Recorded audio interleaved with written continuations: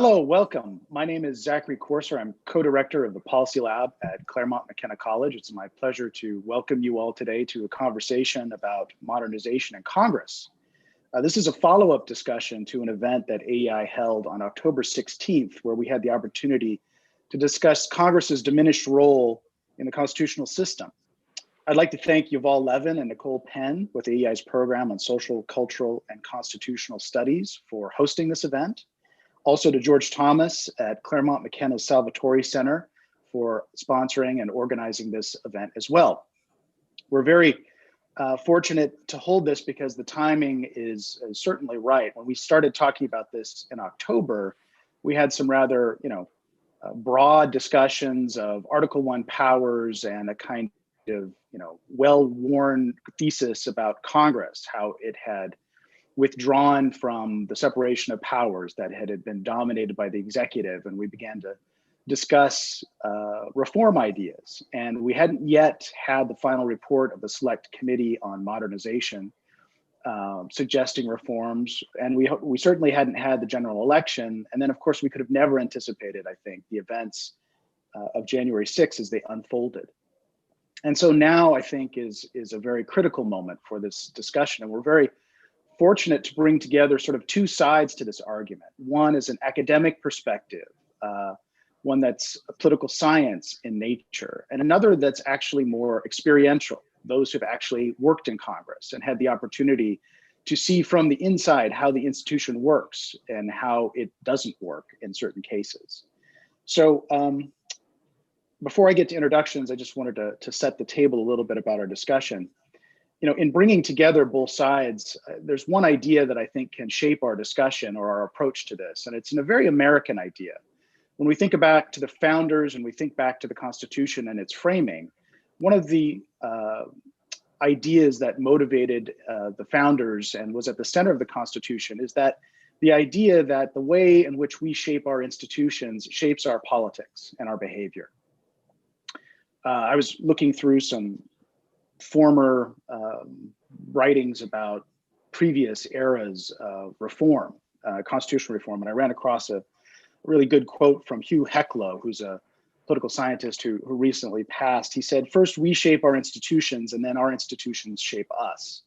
And so when we talk about Congress today and we talk about reform, we should be thinking about our institutions in the sense of the incentives they create, the behaviors they shape, and how this is a fundamental principle of American political scientists. And that in our hopes of discussing reform in Congress, we're hoping to, in the end, improve our democracy.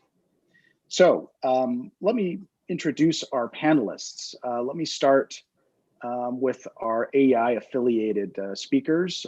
First, John Fortier, who is recently of the Bipartisan Policy Center. He's come back to the American Enterprise Institute. We're very fortunate to have John. He's had a long history working in government reform.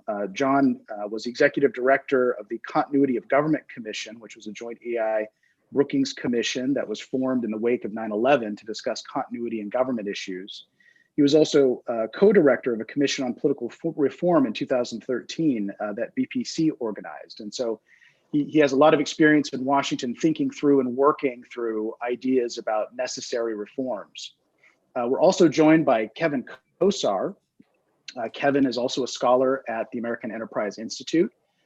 Kevin has worked in Congress for the Congressional Research Service. Kevin and I have been working together on a project on Article 1 spending powers and directed spending of Congress. And of course, Kevin is the co-editor of a volume entitled Congress Overwhelmed, which is a collection of essays by political scientists that are evaluating the different ways in which Congress is overwhelmed in terms of capacity, and with suggestions about how they can improve and reform. We're very fortunate also to be joined by Representative Tom Graves, who was vice chair of the Select Committee on Modernization. And he has just spent a year working through testimony, discussing with colleagues, and coming through with a final report, discussing various aspects of ways in which Congress has helped to define problems and also helped to define solutions and a way forward. and this Committee on Modernization has been reauthorized for another year. And so we're hopeful too that our conversation might help to set the stage for next steps that the Modernization Committee could consider in the coming year. And then lastly, but certainly not least, we're joined by Representative Brian Baird of Washington State. Brian also has extensive background in discussing government reform. He served as chair of another select committee in Congress on the continuity of government that came out of an idea that he had that was inspired by the 9/11 attacks that discussed similar issues actually to the commission that John was working with, and has experience working in Congress, spent a decade there, and has also spent time thinking through congressional reform. So we have an exciting panel who has a lot of experience. We're sort of loaded for bear to begin this discussion. So why don't we get started? First questions I want to pose are to our former Congress members. And I'll start with Brian. This actually comes out of an idea that Yuval Levin raised at a book event about Congress Overwhelmed that I thought was particularly interesting and important. And that's a question about, whether or not there's a discontinuity between how political scientists see what's wrong with Congress and what actual members see as what's wrong with Congress. And, this is sort of well-worn territory, but I'll rehearse it a little bit for our audience just to say that, political scientists have converged on Congress's problems being, first off, a lack of capacity. This is an idea that's in Congress Overwhelmed, that is, Congress is understaffed, that it lacks the expertise necessary. The idea that Congress has allowed its institutional prerogatives to go undefended, things like its spending power, or the fact that the executive so easily seems to encroach on Congress and its powers. And then lastly, the baneful effects of polarization. There's gridlock, there's partisan rancor, it's difficult for members to work together. And I just wanted to ask, does this diagnosis match up with your experience in Congress? Well, it's a great question, Zach. And first of all, let me thank everyone for this great panel you've put together. And Tom, it's so good to see you. And I know you did so much good work with my friend, Derek Kilmer, his fellow Washingtonian.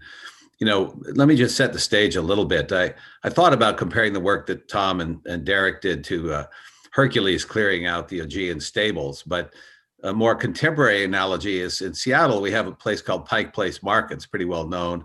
And there's an alleyway next to Pike Place Market where there's a thing called a gum wall. And ever since 1993, people have been sticking pieces of gum on the thing. It's completely disgusting. It's like 50 feet long and 8 feet high or something, covered with used gum. And it sometimes feels like that's how the congressional processes work.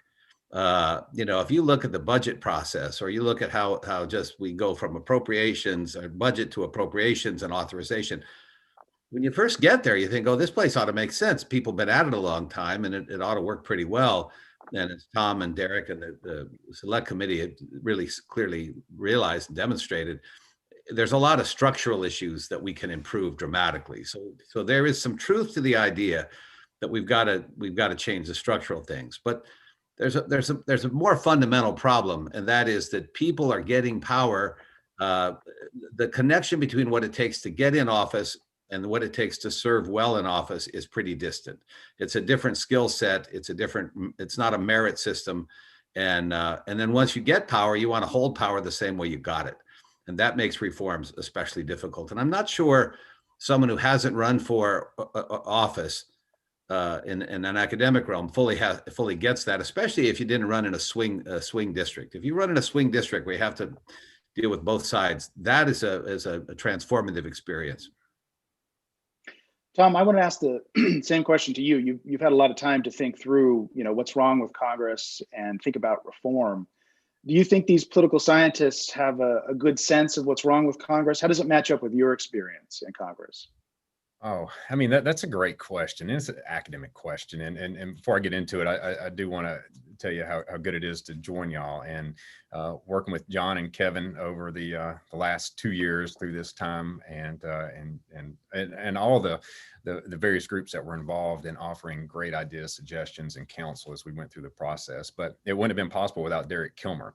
And you're right about the Herculean effort, it seemed like, Brian, and Derek, his demeanor, his spirit, his his ability to just bring folks together is so unique, and if anything could be modeled, it should be his leadership style, to bring together a committee that, quite frankly, was set up to fail. If you really think about how it was set up during this time, I mean, I don't know if most people realize it was an equally divided committee that was 6 Republicans, 6 Democrats, and if we were to pass anything out of this committee, it required a supermajority vote.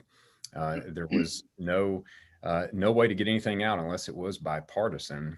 And the history before us on special select committees was not very good, because about every 2 decades or so, Congress finds out that there's a challenge, there's a problem, and they order a special select committee to try to fix it. And the track record has not been that good of recent time.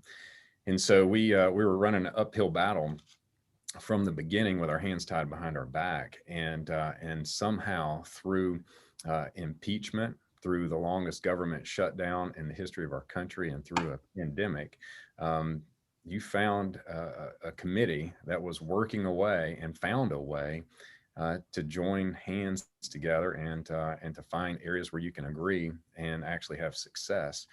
And so I say all that to say is that political science, there's really no science to politics. There's no absolutes. It's very fungible, movable, pliable. It's all over the place all the time. And so the phrase trying to skate to where the puck's going is about as close as you can get.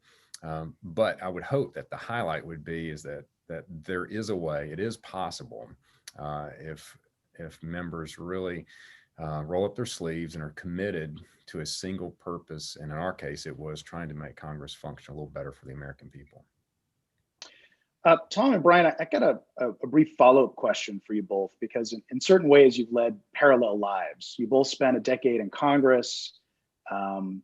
Brian left Congress just as Tom entered Congress. I guess you guys had a brief overlap. And Brian, you challenged an incumbent who came in on the '94 GOP wave in your first run, and then you won in a swing district, and you stayed there until 2010 at the beginning of the Tea Party movement, at which time you stepped down. And Tom, you came into Congress just at the beginning of the Tea Party movement, and you retired from Congress in October, and your seat is now held by Marjorie Taylor Greene. And it's just sort of interesting, thinking about the bookends to both of your times in Congress. How did you see the institution change in that decade? How did you understand your job or your role change? And did that change have anything to do with your decisions to step aside? So Brian, I'll start with you. All right. Well, it's you could see the portents of what we have now back in the Tea Party movement.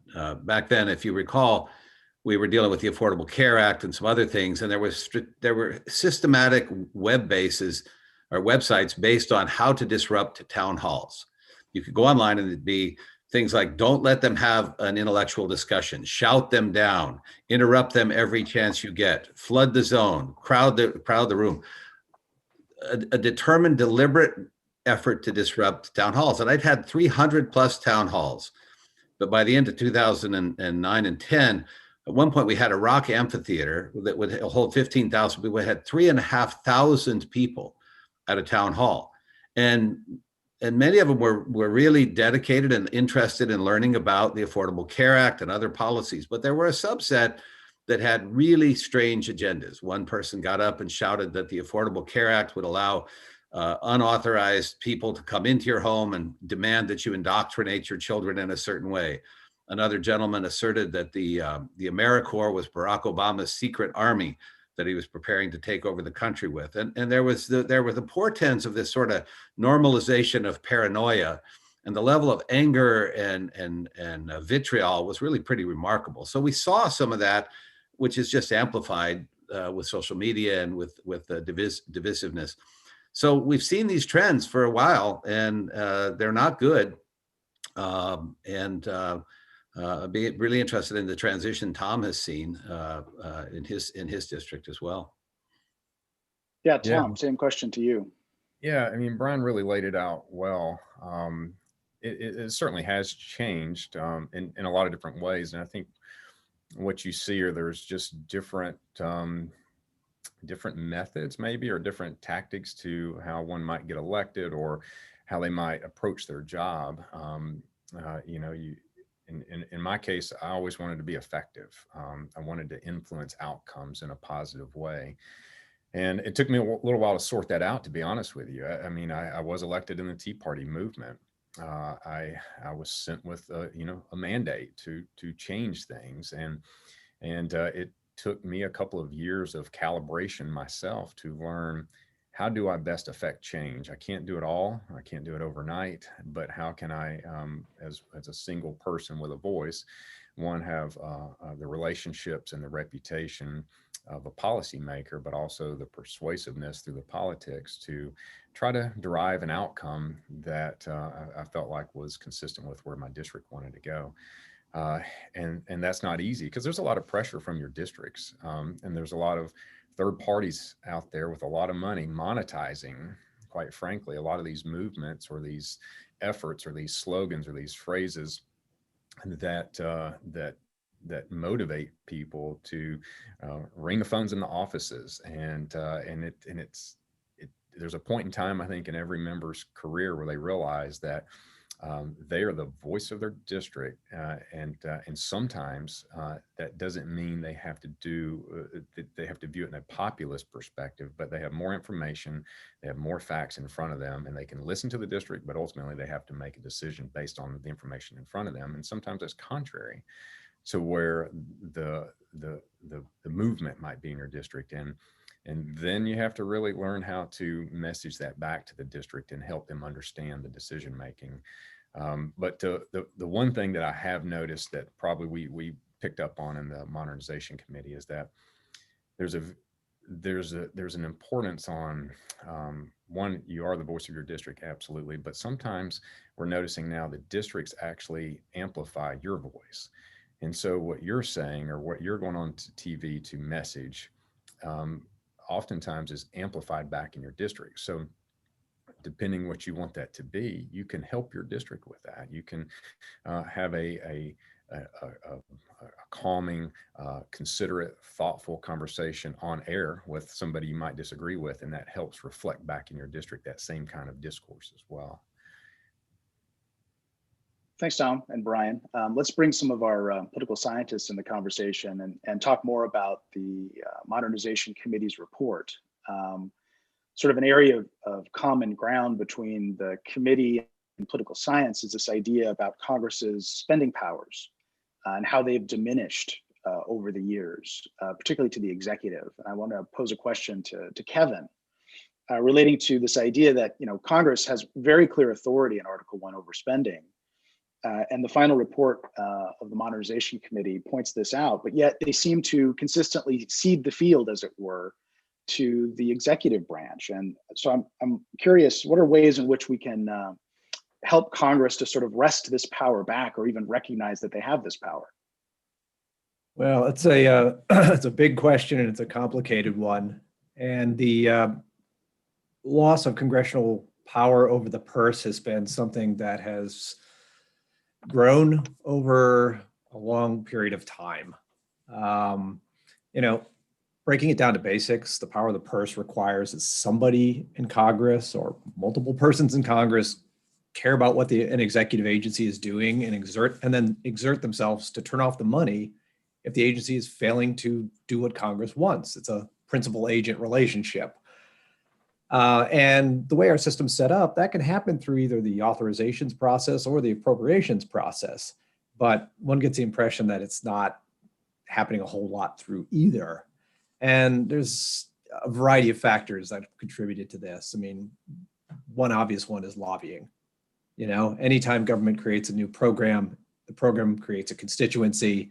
Constituency then tends to get lobbyists or to organize and demand that the program keeps going.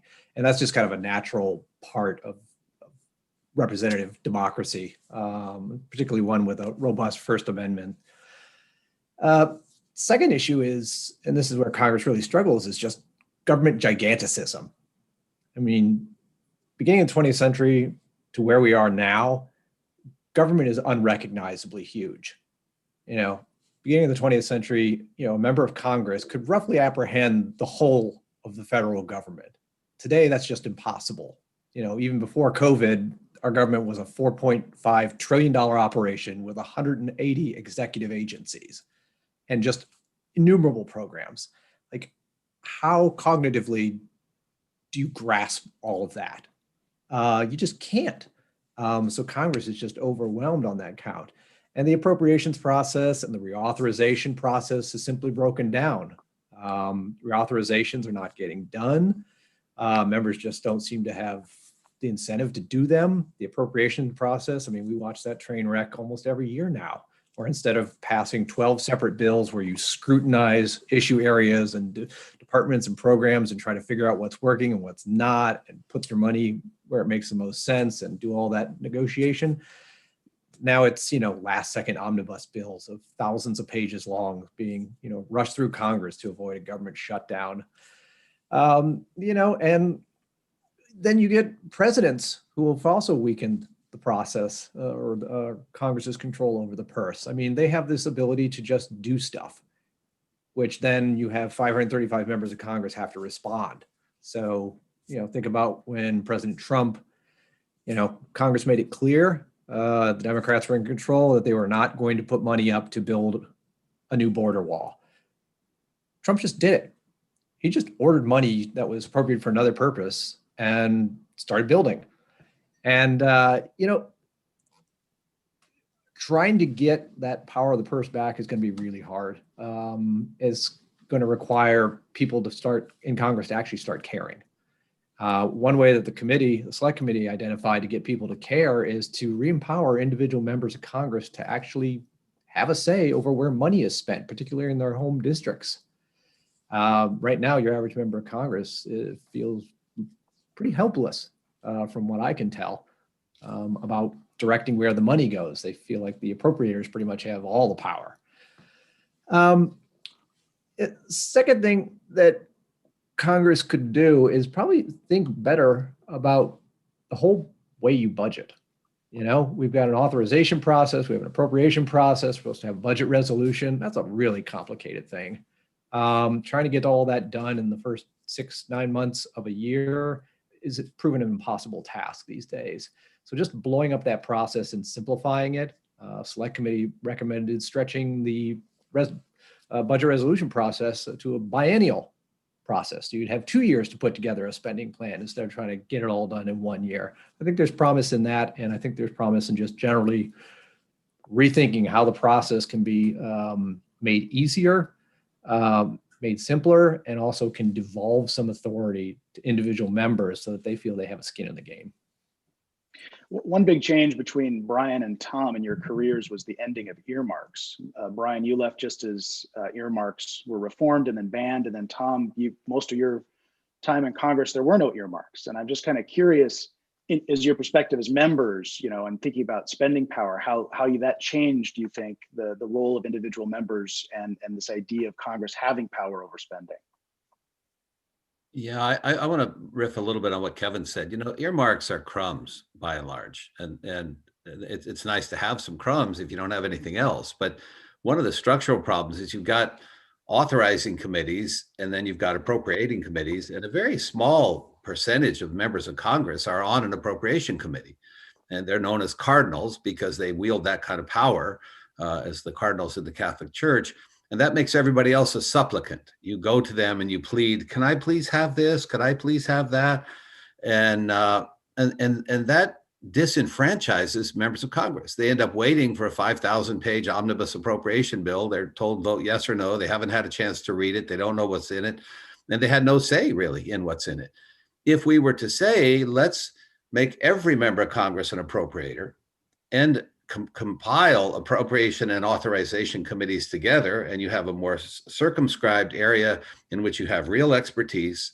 And if you're going to spend the money, or if you're going to authorize something, you also have some control over spending. And if you have spending, you also have some responsibility for oversight. And so that everybody in a smaller area would be able to focus on what they know best and get some expertise in that.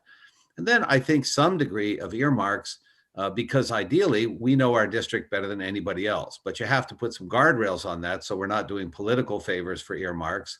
and that so that one chairman can't have an $80 million bridge while the other supplicants get like a little tiny scrap. But I really think, as Kevin said, if we blew up the process and we said, eliminate the authorizing appropriation distinction, have 2-year budgets, as the committee said, I think then you'd get a lot more engagement and actually better legislating and better appropriating. John, Tom, please, you got a comment on that as well? Yeah, I was just going to follow up a little bit. So I did not serve when there were earmarks.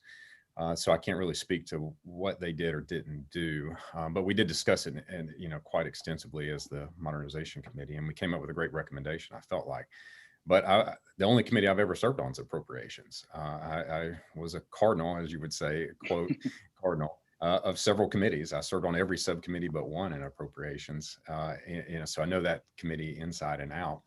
But I do know that one of the things we identified, and let me just sort of step back a second, and Derek and I are in full agreement on this. There's really not one silver bullet or solution to fixing Congress. It's going to be a series of a lot of changes and reforms and adaptations and civility and a lot of things. So there's not any one silver bullet, but certainly there's a breakdown in the funding process. We've had more government shutdowns and in the modern history than we've seen in an extensive history prior to that. And so how do you sort of unlock that or dislodge and allow the government to function a little bit? So we stepped into that. Derek and I both are appropriators too. I didn't even think about that. Derek is an appropriator as well. And so we don't have the perspective of an authorizing committee just because we haven't served on those. But we do know that many things we appropriate have never been authorized or haven't been authorized in years and years and years, but yet they're still appropriated. So that's a clear breakdown between committees and their communication and work. So our recommendation, and again, coming from the Tea Party perspective, conservative Republican and probably the third most conservative district in the country, I put forth a recommendation to the committee with Derek's counsel on how we could bring back that Article 1 power and how could we do that in a responsible way from a conservative perspective. And it really starts with what we felt like was at the local level. It wasn't members of Congress telling local communities what they need, but it was more like local communities requesting assistance and the member being an advocate for or the conduit and trying to help shepherd something for them. But to tie it back to the authorizers just for a second, this is all Washington speak, I get it. But we required in our recommendation that if an appropriator was to appropriate something that would be considered what we were calling community focused project grants, that's what we wanted to refer to them as, because they're for the communities and we're granting them to them, much like I think Congressman Baird was on the transportation committee. There's Tiger grants and other transportation grants. Generally don't have a problem with grants. And so we wanted it to be developed around a program, much like we have success in other programs. But it couldn't be appropriated unless it had been authorized. And we felt like that was really, really important because we wanted all committees to work together to break down these firewalls that are in between the committees. And there's these turf battles between authorizing committees and appropriators. Break those down because it is about, we've got to bring members together, Republicans and Democrats working together on things they agree on, and knowing that, hey, I would like to help you, through our committee, but your committee needs to complete their side of it. You complete your side of the transaction or the ledger, then we can fulfill our side of that ledger as well. And so I felt like that was a powerful part of what we recommended in the final report as it relates to bringing back some grant opportunities for members to use in their local communities. John, sorry I haven't had a chance to bring into the conversation sooner, but I think this is a good time to do so. One of the recommendations that was in the report that you helped to put out as co-director, this Commission on Political Reform, was also an idea about biennial budgeting, and that was back in 2013. So some of these ideas are rather persistent, but they just don't seem to get traction actually in Congress. Even though, as we hear from these former members, we discuss amongst political scientists, these are definite problems and these seem to be plausible solutions. So, based on your experience as, executive director of the Continuity of Government Commission and your work in reform generally, are there ways in which, academics and politicians can partner, and are there successful strategies for actually getting these reforms adopted? Well, thank you, Zach. And first of all, also thank you to AEI. As Zach mentioned, I started my career here, and now I'm back just very, very recently, and had the opportunity, obviously, back in my earlier time to work with Baird, especially on continuity issues, and we'll be doing again a little bit more on that in a bit. But I do want to say, really praise the Modernization Committee and think about all of the ways it could have gone. And I think that relates to your question about how outside recommendations, or just recommendations generally, might get some traction, and how they've sometimes had problems.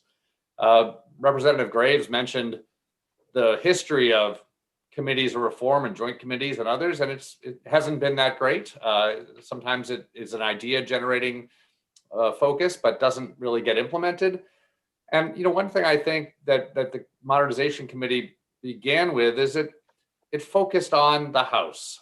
There were certainly lots of opportunities, lots of suggestions that we have a joint committee. And frankly, those joint committees, bringing in the Senate as well, they bring in a whole other set of problems. And aside from the Republican-Democratic differences or member differences, you bring in these strong institutional differences. And frankly, a lot of those committees were sometimes the House wanting to tell the Senate what it should do to itself. And I think it was a good focus that the House took a look at itself with its members who really knew the body itself. I also think the focus on modernization, that is not just all small bore matters, but I think the idea of just starting with the concept that this body is really out of date in certain ways. And some of those things were more technical, literally tech and policies and other things that might have greater bipartisan support, but also got into larger areas. So I just think both of those, and then finally the leadership, and again, Representative Graves and Kilmer and the others took this in the right spirit. And so I think it's very hard to do reform, but those were very good elements. But let me mention just a few things which certainly the committee touched on many areas and got a lot done, and is going to hopefully do some more. 3 areas. One that is dear to my heart and Brian's heart is continuity issues, and that the committee did get into, and certainly really did push the ball forward in thinking about staff and the workings of people in a remote way, at least more at the staff and daily work level. But there are some bigger issues which the committee was starting to get into, and I really do think we need to come back to issues we raised after 9/11, real deep issues about what happens to the body if there's God forbid a terrible attack, many members dead or incapacitated, and of course our pandemic, or perhaps even worse versions of it, where members have a hard time coming together in person. And yes, we did have experiments with this, and there were some disagreements between the parties, and even some disagreements as to was this the right mode to go to proxy voting, or would there be another mode? But I do think those issues are really important. 2 other things I will just quickly mention. One is a perennial problem, which I think the committee tried to deal with, which it should deal with, but it's difficult, is this question of the congressional schedule and how much Congress is in Washington and working on Washington issues. Of course, members have 2 jobs or more, but certainly back in their district and in Washington. But things have changed very much over the years, where there's the ability to go home every weekend, that families are left in the districts, that there are often 2 career couples in Congress, with a member having a spouse who might have a job in the district. And so all of these things make it very, very difficult to have the types of reforms that political scientists have pushed over the years. I do want to kind of re-up one that the APSA group, which I was part of, put forward, which was to think about perhaps a kind of a super week, a one time a month where the Congress is there from Tuesday to maybe the next Thursday. They span the weekend, and that allows them to go back to the district more at other times. But we lose so much time because of the shortness of the time that we're in Washington, and the travel back and forth, and the disconnected nature of it, and sort of trying to find a creative way to move in that direction. Very, very hard. I don't want to take up too much time. The last one I want to put on the table is I think all the capacity issues have been very important. But there are more, and I do think Congress, when it focuses on that, how do we have the tools to do the job we need to do? the members may disagree on how to use those tools, but thinking about giving the resources, the information to Congress that it needs. And I think one area that the committee touched on, but might be worth more thought, is how does Congress monitor what happens to all of its laws? Not just the fact that whether things are authorized or not, but what about all the court decisions? What about all of the administrative decisions that are made that Congress really has a harder time tracking just because the executive is so much bigger? How do we build that into the committees themselves or into another institution so that Congress really is aware of what's happening to the laws that it's passed and the decisions there? Another area of capacity, which I think was very important for this committee, that they could deal with looking forward. And I really applaud everyone for the work that they've done. Well, thanks, John. Speaking of capacity, Kevin, I wanted to ask you a question. You wrote recently about legislative branch support agencies, and you've of course worked for the Congressional Research Service. How do these agencies contribute to this idea of increasing Congress's capacity, and are there reforms that you'd recommend to improve them? Sure. Yeah. No, one of the both virtues and bugs of our representative democracy is that anyone can run for Congress. We don't have some sort of, Mandarin class who's selected and goes to all the right training schools so that they can, govern in a wise sort of way. No, anybody can run for Congress. And, that's what gives the kind of populist energy and popular connection to our governance system. But the problem is when they come to DC, they're very quickly confronted with an absolutely mind-blowing situation. Again, government is huge. It's fantastically complex. I mean, there are tens of thousands of pages of regulations, there are thousands of pages of laws. Trying to understand how things work, to say nothing of make them work better, is a daunting challenge. And that's where the legislative branch support agencies come in. They are places where you have civil servants, at the Government Accountability Office, at the Congressional Research Service, Congressional Budget Office. These are folks who are civil servants and who can help you do your job. They can do research for you. They can provide you analyses. They can provide you legal opinions. They can give you the tools so that you, as the popularly elected individual, can then choose what you want to do. And so these agencies are kind of a critical but little understood piece to the well-being of our governance system. And unfortunately, if you look at the trend lines since the 1980s, the number of staff at the legislative support agencies has gone down. And today we actually have one less support agency than we used to. In the mid-1990s, the Office of Technology Assessment, right before the dawn of the internet age, and various other complicated technological developments, it was zeroed out, and its 120 employees were, sent away. And so government's gotten bigger over the last 40 years. Governance challenges have grown more complex, but we have kind of fewer nerds and experts down here who are waiting for Congress, and able to help them.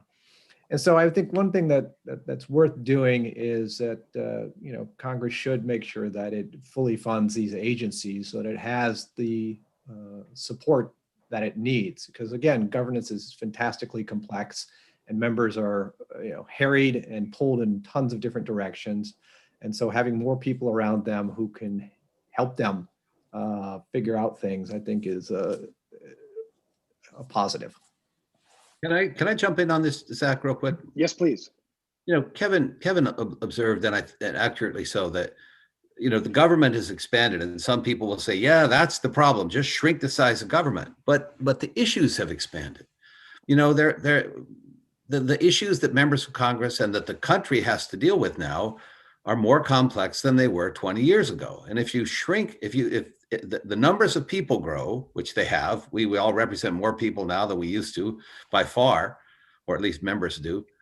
And the issues from the internet to recombinant DNA to the level of complexity of all sorts of other things, and yet you're somehow still supposed to to manage that complexity. But if you've got more complexity, more people, and fewer staff and smaller resources, you're going to have problems. So it's not just let's shrink the size of government. Let's make sure government staff are adequate to the job in their professionalism and in their numbers. And I'll tell you, if you're limited to 18 total staff members, and by the time you deal with constituent service for Medicare, Medicaid, social service, or rather Social Security, Veterans Affairs, and that's your constituent service side. And then you've got a handful, maybe 7 or 8 legislative staff to deal with the entire spectrum of issues that you deal with. You're really hard pressed to keep up with stuff. Just in a single district, the local issues you've got, if you've got a complex district, as I think Tom and I did, that's a challenge. And Kevin's right. We need to resource the government staff and the administrative branch. I'd like to, just sort of build on that. We really spent a lot of time as a committee discussing this, and oftentimes you'll discover when you dig deep into a lot of the challenges we're facing, you'll find out that the House of Representatives in most offices are just really not set up to succeed, and there are barriers put in place, restrictions put in place, capacity limitations, as Brian mentioned, to 18 staff members. Well, that includes your district office as well.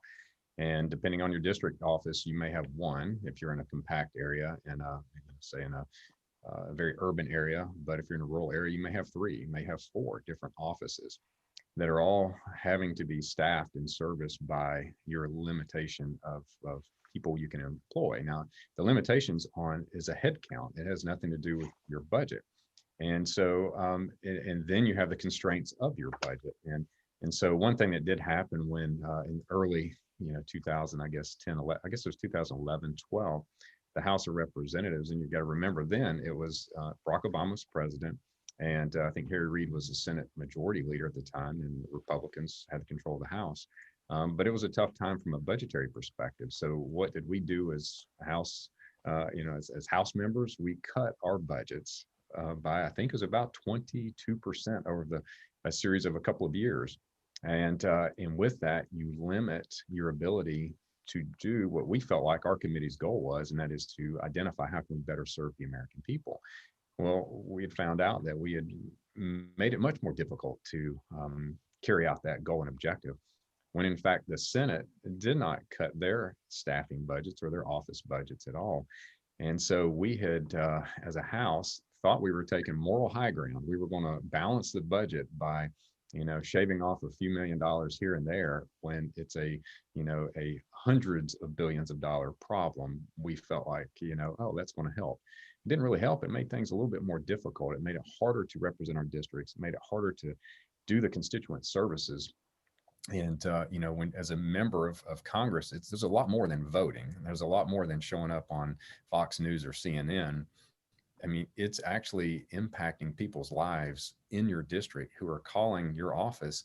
And when they call your office with a concern, whether it's Social Security or Veterans Affairs or Medicaid, it's generally you're their last call. They've tried everything they can do, and now they're at their wits' end and they need your help. And if you don't have the resources to assist them, then you're really not serving your constituents well. So that's been a major challenge. So one recommendation we did make was removing that cap and allowing offices to staff their offices like any business would do that best fits your district. If you want to have 18 people, great.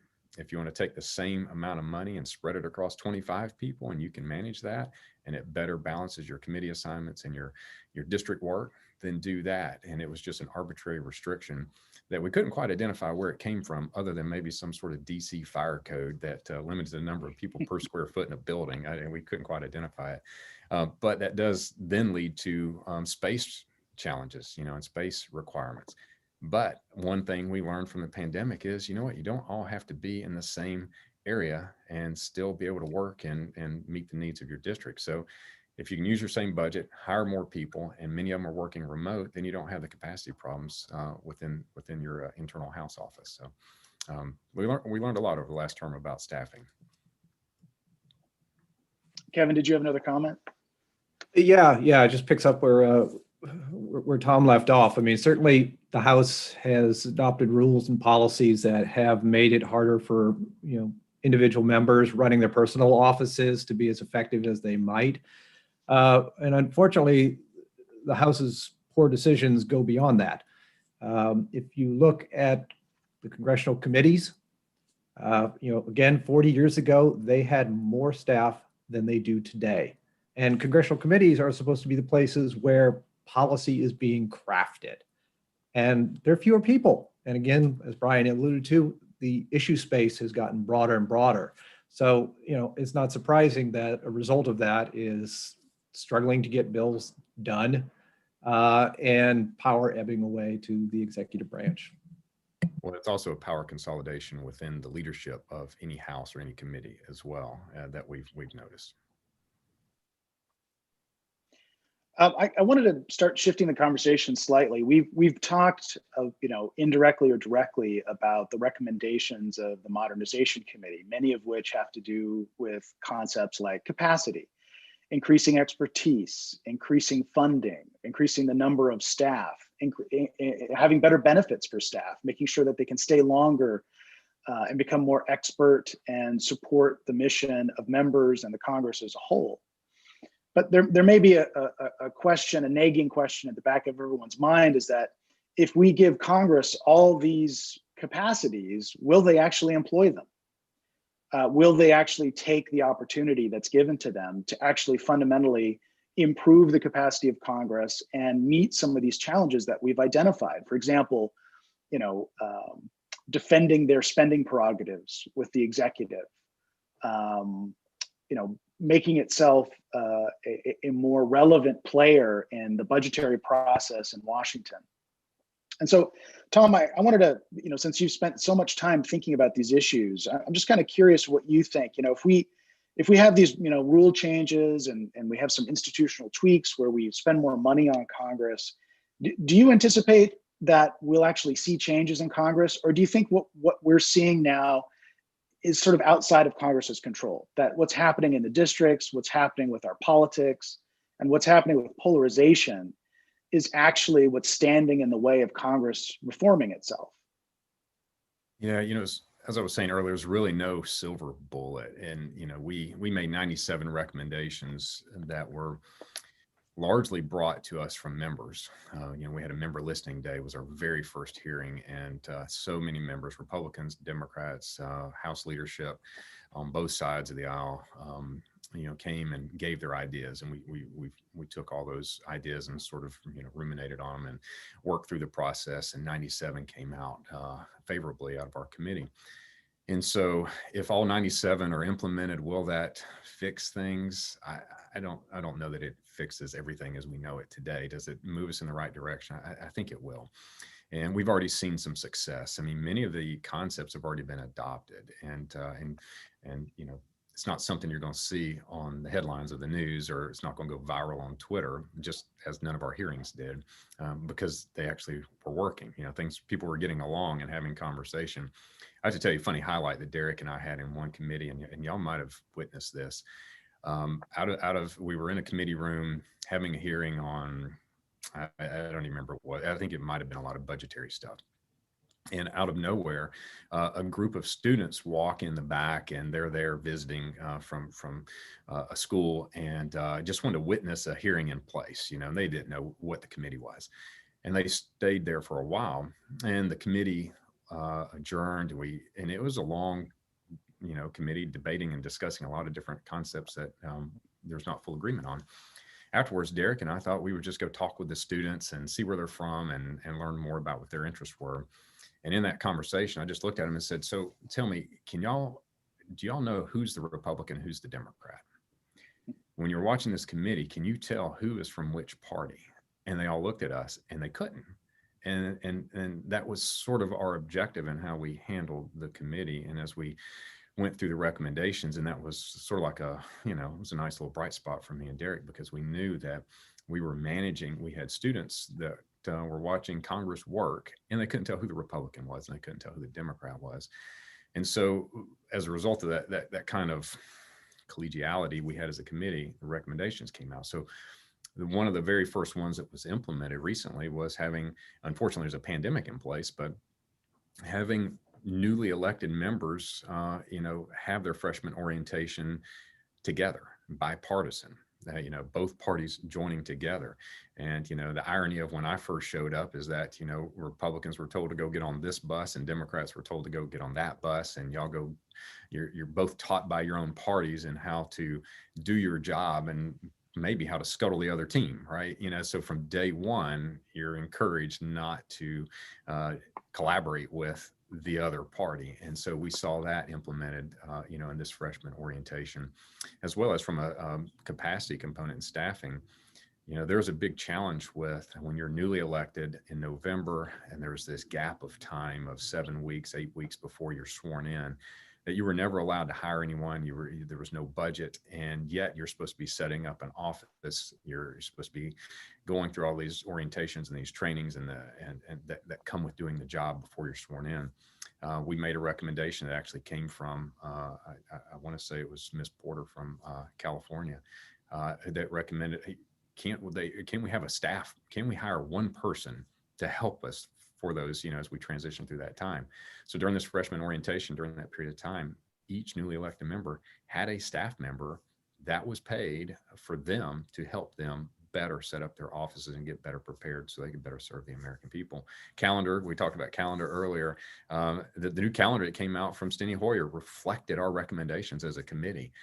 A lot has happened in the month of January. It's disrupted that calendar. They've had to recalibrate it a little bit, but the recommended calendar had the super week in there. And it might have had a few of them in there, but it was about allowing members to spend more time together, bridge a weekend. So maybe you actually go out to dinner with somebody you haven't spent time with before. Maybe you go play golf with a member of the other party, whatever it might be. But more importantly, your focus is on your work. And so when we studied the calendar, and William Timmons and Mr. Pocan were the champions of the calendar, the stats were remarkable. I think it was the last term, there was one more travel day than full days in Congress. That doesn't make sense. And so the new calendar that we were recommending actually provided more time back in the district, but more time doing the job in Washington, D.C. and half the travel days. And that, keeps members out of the airport more and instead doing their job. So that new recommendation came out. So there were a lot that did come out. The question is, how do we transition out of this pandemic into these new recommendations, and what will be the recommendations that come in the future? And I think personally where it all is going to come down to is how do we build an environment where members collaborate, where they spend more time getting to know one another, where they're developing relationships, where they're not spending a lot of time talking about the things they disagree, but instead focusing on the things they agree on a little bit more. And that's just going to take time for that type of environment and culture to redevelop. It's there. It's been there. We've seen it. Brian's seen it. But it's going to take a little time for that to come back. Brian, do you have some perspective on that? Yeah, just a couple things, Tom. You're exactly right about the schedule. I advocated that when I was in office. I used to people say, where do you live? And I would say 3 days a week in Washington, D.C., 3 days a week in Washington State, and 1 day a week in the airspace over North America. And it was pretty true. When you're on a West Coast swing district and you're flying every week, then you just figure out the time to the airport, from the airport, the fly-in, et cetera. It was a better part of the day each week was spent just in the air. Now, it gave me the advantage that I could read a lot, which is a blessing. You never have time to read legislation or briefs, et cetera. The other thing, I want to just real quickly go back to what Kevin alluded to earlier and Tom mentioned. If you don't staff the members of Congress, who else is going to write the legislation? Well, it's going to be lobbyists, or it's going to be career folks, it's going to be the committees, or it's going to be leadership. But if you don't empower your representative to represent you, then somebody else is going to do it. Somebody else is going to have the expertise. Your staff won't have time to carefully read that legislation and say, how is this going to affect the people that I represent? We had a number of times that a bill came forward and my staff or I would call affected businesses or industries or hospitals and say, what happens if we pass this law the way it's written? And they would say, thank goodness you called, because we need this. Well, if we don't have the resources to reach out to our constituents, because in the name of shrinking government, we've disempowered ourselves. We've actually paradoxically disserved the people we're supposed to serve. So I really, and Tom's last point is so critical, and it won't be easy finding a way for people to find common ground. Kind of all the things that used to bring people together have been attacked. And I'll give you a couple examples. Just a mere fact that you partner with a member of the other side to pass legislation can be held against you, not as a virtue, but as something that proves that you're a rhino or a dino because you talked to someone. But people get together also when they travel. Congressional travel, you spend a lot of time on airplanes, you go to interesting places, you'll learn new things, but you get to know each other. Nowadays, if you travel, that's a sign that you're going on a boondoggle at the public expense. If you stay in DC over the weekend, you've somehow gone Hollywood or something, and you don't care about your constituents. What that is, as Tom said, that's when you can. I don't know about your time, Tom, but I hardly ever was in DC. And if you met another member on a weekend in DC, you felt a need to apologize to them. Oh, I'm back here for an important meeting. That's just why I'm not in district. Like you needed a permit from the principal to stay in town, but you almost never. They did a survey at one point when I was in office. How much time have you spent in a non-official capacity with members of the other party?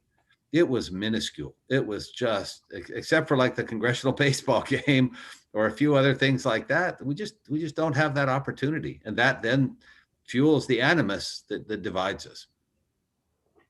Yeah, it really does. You're right. I mean, I think now in the modern age, and there were so many flights available, I mean, members are racing in and racing out as fast as they can out of Washington, D.C., and it just doesn't serve their district well to do that, because one, it creates fatigue, but you're in travel mode all the time. I'm an East Coast, traveler, and I have, flights available every hour and a half every day. And so there was an expectation that, oh, you should be back in your state, you should be back in your district. And yet it's a, I guess maybe 5-hour turnaround door to door each way.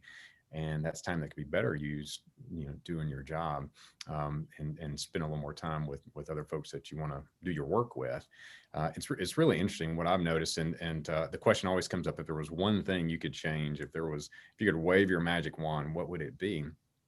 And I know it's something that can't be implemented, or enforced in any way, but it would be require, a person when they run for a federal office, they had to be willing to move their family to the city, and relocate. And it's something I didn't do. It's something I wish I had have done, because it's much more difficult to attack or talk negatively against, somebody that your children might go to school with, right? That's in your community.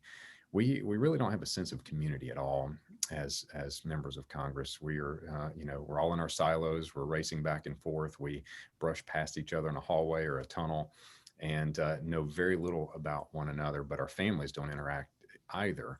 And that lack of community, if there was some way to have that feeling of community, and being together, I think that would go a long way to improving some of the relationships, and maybe dial back some of the rancor we see today.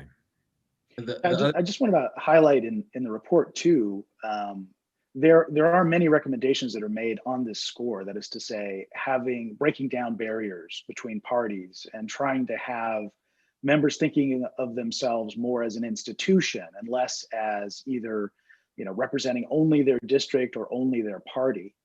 And, I think that personally, thinking about Congress as an institution, something distinctive from the executive, something distinctive from the judiciary, thinking about ways in which it can coordinate its activities, defend itself, and act within the separation of powers as intended. To me, thinking more about Congress people considering their position as members of an institution, like you're saying, that's creating this sense of common purpose, that may have different perspectives, obviously coming from different areas of the country, but that you're united in a mission. That this idea that, Madison talks about in Federalist 10, that we come together in Washington to refine and enlarge the public views, not to narrow and divide them. And that seems to be the current trend in Washington, is to do the latter. John, it's been a little while since I've turned it over to you. Do you have some perspective on this idea about Congress as an institution and how reform can help Congress people to think of themselves more as an institution? Well, I think the earlier question you posed too is also important, and that's really are all of these forces that are affecting Congress within Congress's control by reforming polarization, the changes in which we live, two-career families, ease of travel. Lots of things are hard genies to put back in the bottle. But I think the committee was sensible in that it did try to get at all these things, knowing that it wasn't going to erase polarization or fix all the pressures on travel, but still have some practical matters. But again, I come back to capacity, which is sometimes thought of as a very simple thing. Just you get more. But I think the committee addressed it in an appropriate way, and also I think we could do more in this direction. That there are all sorts of ways in which you can think about capacity. The members of Congress aren't going to agree on how to use all the tools, but do you need more staff for members? Arguably, yes. Do you need more for committees? Yes. Do you need some bipartisan staff perhaps for committees? Yes, but also some partisan staff. Do you need independent institutions or institutions that are aside from the members' offices and committees like CRS and other ones we can create? Do you need better policies for retaining staff or making sure your staff have the resources to do a better job? I mean, so all of those things I think are really core to Congress being able to play a larger role. These other questions of the executive versus Congress, those are very difficult. The executive obviously is working very hard to put its position forward. A lot of forces in our world have given it more power. But I do think focusing on this capacity that Congress shouldn't try to do these things on the cheap and should think about all of the parts, not just, helping backbenchers get more money, not just helping leaders get more money, but this whole panoply of areas. To me, that's where the committee really made a difference. And I think also going forward, there's more to be done there. It's not something that they should stop at. Zach, can I expand on a little bit this theme? And it's a topic we haven't talked about, but we have to really, and it has to do with fundraising and campaign finance. And we can institute all sorts of reforms that we've talked about today, but as much time as we spent flying across the country in airplanes, we spend a hell of a lot more time sitting on the phones begging people for money. And not only do we beg people, individuals, for money, but there's the independent expenditure mechanisms, there's the party funds, et cetera. And one of the other things we have to do if we're going to get Congress to work right is somehow address campaign finance. And one way to address that, I think, is to encourage corporate and large individual donors to stop. A guest from my son, guest appearance. Hey, buddy, I'm on a webinar. Can you give me a little space here? I have to go in 30 minutes. Sorry about that. Sorry about that, son. You've got to exit the room. How long? Okay. Well, I actually wanted to take a moment to say that if you have questions, we're going to stop in about 10 minutes with our discussion and take some of your questions. If you have a question that you'd like to pose to our panel or a particular panelist, you can do so by emailing them to nicole.penn, that's nicole.penn@aei.org. You could also send a message via Twitter with the hashtag AEI Modernize Congress. So if you have questions, please submit those either via email to Nicole Penn or via Twitter with that hashtag. I want to start sort of rounding up our conversation now and basically thinking about the next year, talking about modernization and thinking about ways in which we can move forward and suggestions and thoughts that we might have about how Congress can not only adopt the recommendations that this committee has put out, but also thinking about maybe other things that they should be considering. Brian brought up this idea of including campaign finance, for example, and thinking about ways in which we can improve Congress. So, and I also know that John and Brian, you've also worked in past efforts at reform, and so have a perspective on how we can engage Congress to actually maybe undertake these. So I just want to pose a sort of same question to all of you. I gotta start with Kevin. sort of thinking about, what's the way forward here? What should Congress be doing to increase the likelihood of passing what the Modernization Committee has done? And what ideas do you have for this next year of talking about modernization? Well, I think, we saw a pretty successful play run last year where the select committee, they went and they reported out these recommendations, but then members of the select committee themselves got together and put together a bill and got that resolution across the line. And I think that is a kind of rinse and repeat type exercise that can be repeated and should be repeated. I'm a big fan that the modernization of Congress should be an ongoing activity. It shouldn't be something that happens once every 30 or 50 years. Any organization in the private sector regularly has to do things in order to stay in business and to stay on top of their game. Congress should do likewise. So in terms of what it should tackle next, boy, you could throw a rock and hit problems. There are so many out there. I would like to see them keep working at the budget process. They put out a whole series of recommendations on that. The trick now is to put in the time to engage further in conversations. We got a lot of new members, more than 40 or 50 of them, and bring them into this and to try to, because that's going to require passing a statute. It's also going to require doing a number of things that will require a lot of people to say yes. And so that's time consuming. It's not glorious work, but it's absolutely critical. Keep working on the budget process because what we have right now just looks worse and worse every day.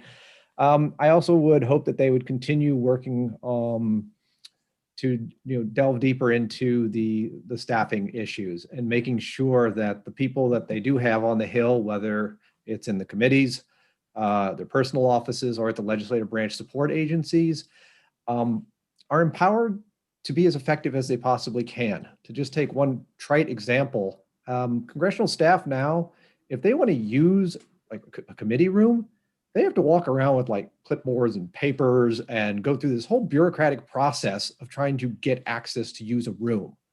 This is the 21st century. Why? Their valuable time is being squandered in so many ways due to all sorts of little archaicisms in the system. Identifying those things and wiping those away so that the people are able to, do what they're supposed to do, I think is another thing. Well, thanks, Kevin. John, thoughts that you have? Yeah, I'm gonna re-up the. I hope the committee can really do some more work on continuity issues. That is a difficult set of issues, and the committee made a great start. One other thing about the committee I think that helped it, and hopefully helps it going forward, is it did draw from members who are on other committees who are relevant to these issues, like House Administration and Rules, which of course will want to be part of that discussion as well. But I see no reason why the committee shouldn't try to dig in more. Yes, it's been able to dig in a little bit more at the staff level, at the operational level of the way in which we telework. But you do have these two big areas, I would say, ones that Brian and I and others talked about after 9/11, really thinking about deeper issues of catastrophic attacks, members dying, being incapacitated, how the institution functions or comes back. And of course, the pandemic issues like we saw and we could see in an even worse form, where the question of can members come together? Can they actually physically come together? And if they can't, what are the alternatives? These are controversial issues, but I think the committee made a good start in areas that there was some consensus. I think it could broaden it and do some more. And of course, I do think it's going to have to bring in, some of the other committees of jurisdiction. But I think those issues, given all that's happened, building off of the good work that it's done earlier, would be useful to address. Brian, your thoughts? Well, John's absolutely right. The issue, when we talk about continuity of Congress, let's be really clear what we mean. We mean, can the institutions still function in a constitutionally valid way? And there are two unbelievable threats that we are completely unprepared to deal with. The first is the 9/11 type major attack from a terrorist organization or foreign actor. And if the numbers of members of the House drops below the constitutional quorum, theoretically, the bicameral legislature is frozen. The Constitution requires a majority to do business. And yet, the first order of business of the House of Representatives nowadays is to swear an oath to uphold and defend the Constitution. The second order of business is to defy and break that oath by supporting a rule that is unconstitutional. The current House rules say that if large numbers of members are lost, then we'll have a quorum call, and whoever responds to the quorum call, however few that is the Congress, which means that half of that number would be a quorum, which means half of that would be a majority. And if a terrible event has happened and the president and vice president are dead, you now have a microfraction of a microfraction of a microfraction, and they will choose the Speaker of the House, and that person becomes the President of the United States of America. Now, that is not a situation we should have, but it is a situation. And the other is this. If, God forbid, the attackers of January 6th had succeeded in killing a couple members of the United States Senate or 10 members of the U.S. House, they could have changed the balance of power in the U.S. Congress. That vulnerability is perverse, almost an incentive. It's certainly not a disincentive for political assassination. And I hate to put it so bluntly, but I don't know another way to get people's attention. Not a single branch of the federal government is adequately prepared to have its own branch, and that is the administrative, the executive, the legislative, or the judiciary are capable and ready to continue functioning in a constitutionally valid manner. And if that's not issue priority one, I don't know what would be. Tom, we'll give the last perspective for you. You know, as the outgoing vice chair, what's your advice or thoughts for the future of modernization? Yeah, I don't disagree with anything I've heard. I would hope that the committee will look at assisting with the implementation of previous recommendations. Don't let go of the good work that's been done, but put some energy and some effort into the follow through on the implementation side. And I know the resources are there. We were actually able to get funding in the legislative branch appropriations bill just for implementation of many of these issues. But we should recognize that challenges today are very, very different than when the committee was first formed. And Brian touches on one of them, that we were in mid-stride when it all developed with the pandemic. We were addressing continuity of Congress issues as a committee privately. And it just sort of took a life of its own, as we've all seen, and how the House had to respond and react because there really wasn't a plan. So I'm sure they'll look at that. But I think that probably the best thing they can do and the best help they can provide Congress is just to be an example. This is a very difficult time for Congress. Everybody's very displaced. There's not a lot of congregating, but this committee can be an example of success, of how Congress can work, at how individuals can get along, how different points of view can all be respected and refined to come to a positive outcome with ideas. And I think that's just a great example to show that not all committees have to be partisan. You don't have to act in a partisan way. You don't have to choose partisan staff. You don't have to divide the budget up 75-25, depending on who's in majority. You can jointly run a committee and have success. And it's built on trust. And that's a great example. And then the last thing that they might do is just highlight opportunities where there can be bipartisanship and to resist the tendency to go partisan. And I think about the COVID package that's being discussed now. And I think about the process that's being discussed as reconciliation, which is a very partisan process, when actually the COVID packages of the past have all been bipartisan. They've all been supported by Republicans and Democrats. And so when you have a bipartisan opportunity, it's a good chance to just stand up and say, hey, let's give it an effort. Let's give it a try. Let's see if we can do this, and not take the partisan avenues when you have agreement in so many different areas. So I think they have some good opportunities to be an example for Congress in this next term. Well, we're going to turn over to start to field a few questions from our audience. I wanted to remind you all that if you have questions for us, you can email them to nicole.penn@aei.org, or you can send your question via Twitter with the hashtag AEI Modernize Congress. We've already received a few questions here. This one is from Bob Ness, and it's for you, Tom. It kind of relates to the last question and the last thing you were talking about. There are many recommendations that came out of the select committee, and Bob is curious to know of which of the recommendations would you most like to see acted upon in the coming year? If you had to prioritize and sort of put a 1, 2, or 3 at the top of that list, what would it be? That's a great question. Derek and I, we got that question a lot, and there's really no favorite. We know that it's really a collage of ideas that come together to draw a better picture.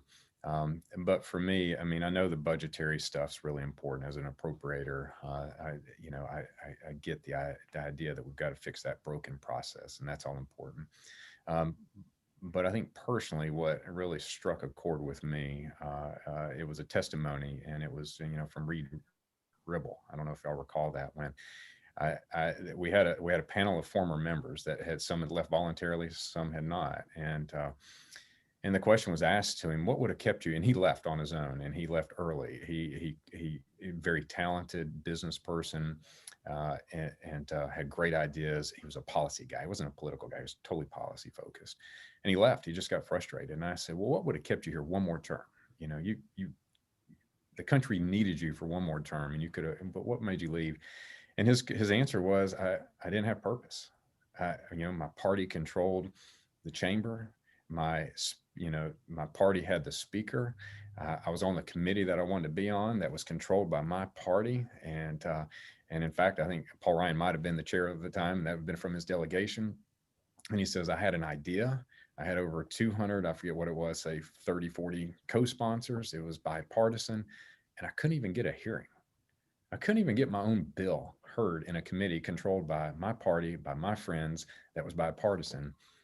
And I didn't want to be in a place where I just couldn't make a difference, and I didn't have purpose. So for me, it's about, the recommendations that can bring purpose and fulfillment back to the job. And a lot of that's going to go back to the civility, the relationships, the working together, cohesiveness, collaboration, whatever can draw that back and give members that purpose and focus. That fulfillment is so needed in this job. It's a difficult job. You're away from your family. You're raising money, as Brian said all the time. All these pressures are on you.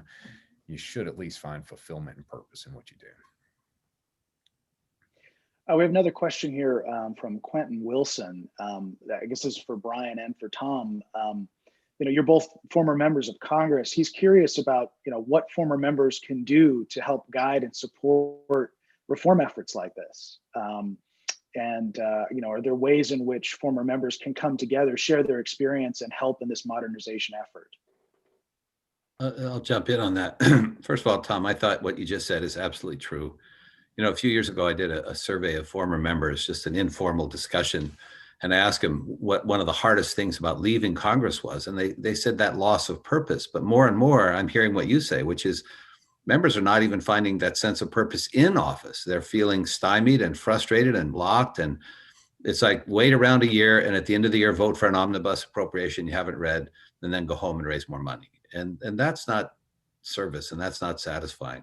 There are a number of great ways that former members serve. There's the Association of Former Members of Congress is very active. We go to Congress to campus events and talk to young people about civic education.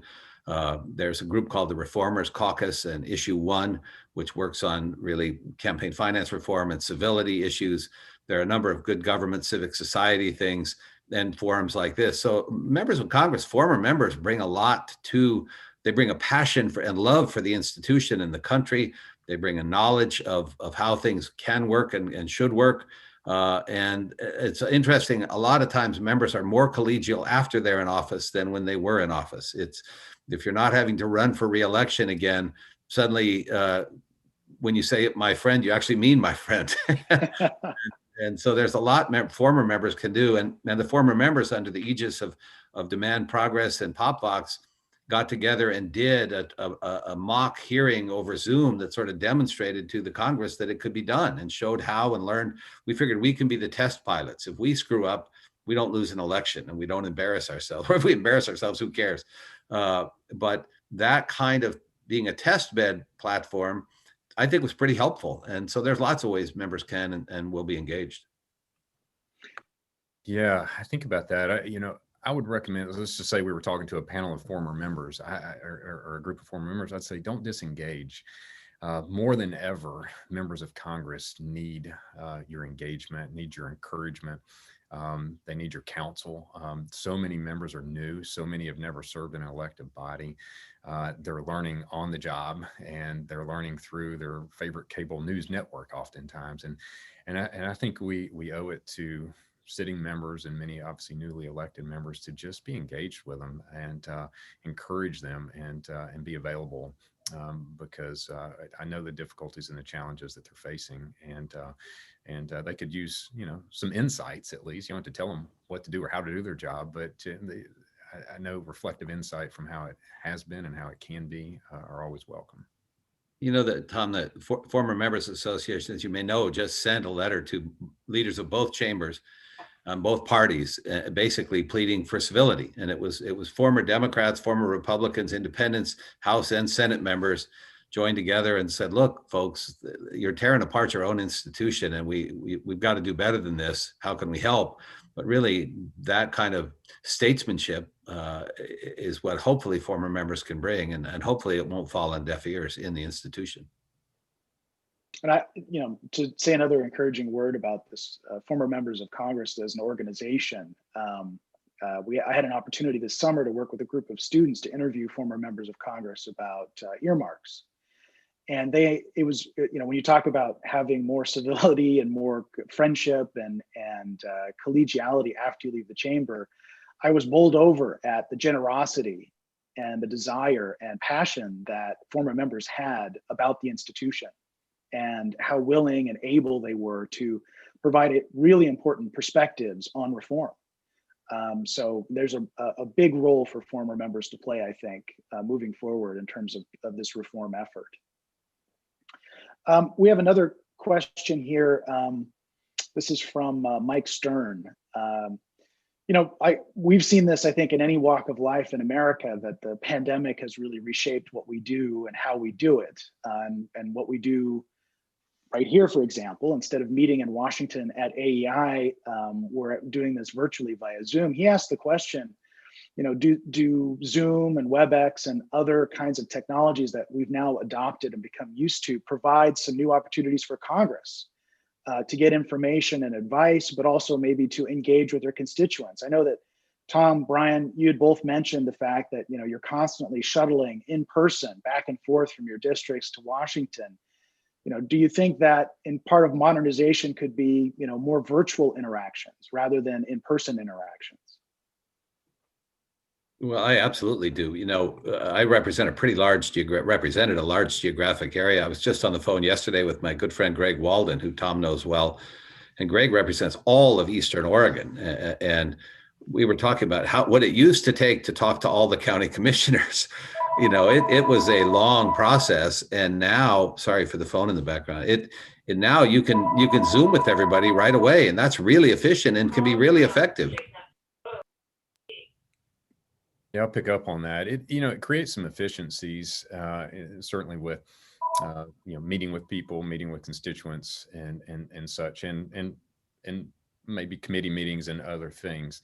But it does create some disadvantages as well. It creates a separation. I think about committee meetings and how much work happens in a committee meeting that's in person. When you get up and you walk across the room and you talk to one of your colleagues about an amendment, or there's that personal interaction of being able to get information and make decisions on real time.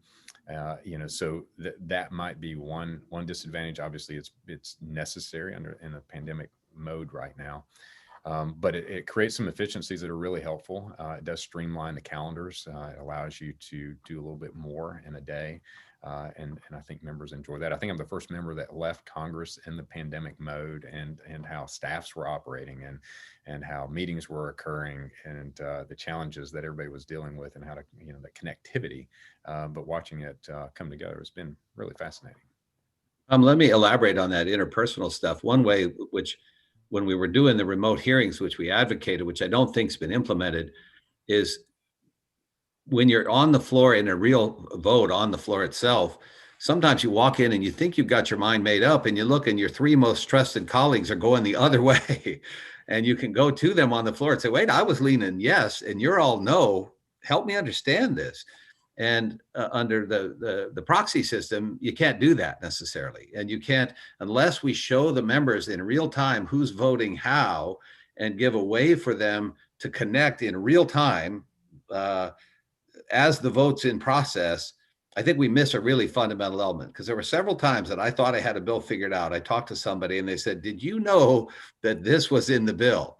And sometimes you don't know it all. And so we really need that kind of interaction in real time. And you can do that remotely, but we need to structure it so it's possible.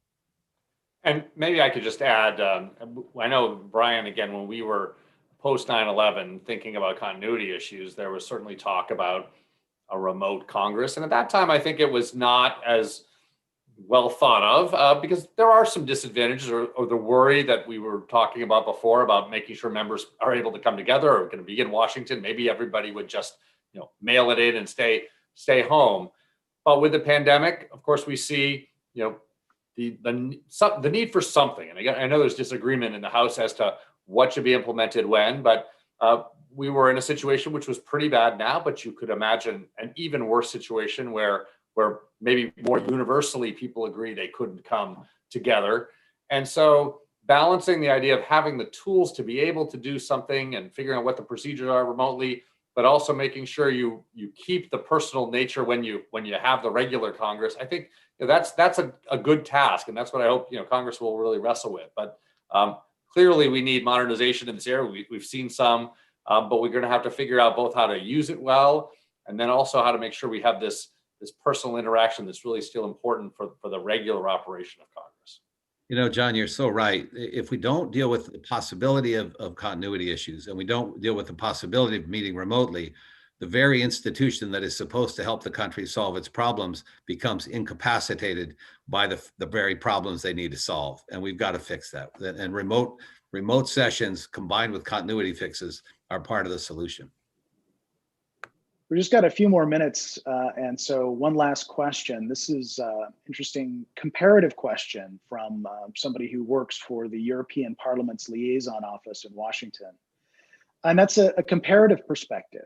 And that's the question, has the Modernization Committee, or will it, think about the experiences of other parliaments or legislatures around the world that may have faced similar problems or are facing similar problems? Is there something we can do for Congress to engage internationally and see if there are maybe parallel problems and solutions to the problems we're facing here in Washington in Congress?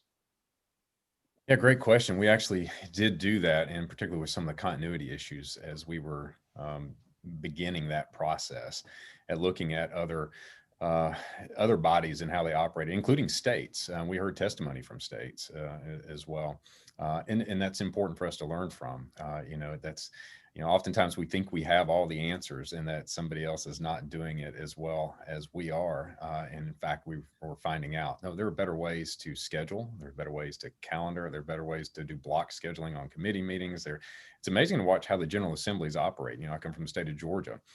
It's only in session 40 days a year. Somehow they figure it all out and can get it all done in 40 days, and they don't seem to have the same challenges. Clearly smaller, but they're running a very large budget, and 11 million people in the state.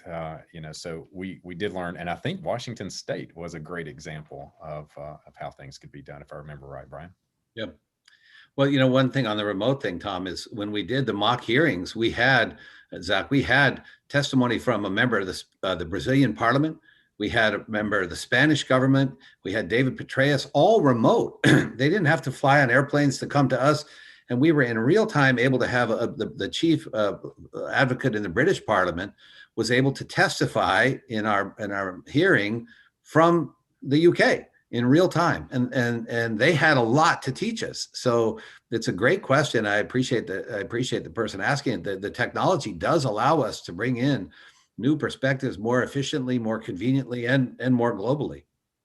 And just very quickly, look, I'm a big supporter of all of the efforts to get more resources to Congress and more capacity. But But one thing we should remember is, our legislative branch is better funded and has many, many more staff than really almost any parliament around the world. I think from that perspective, people really do envy us.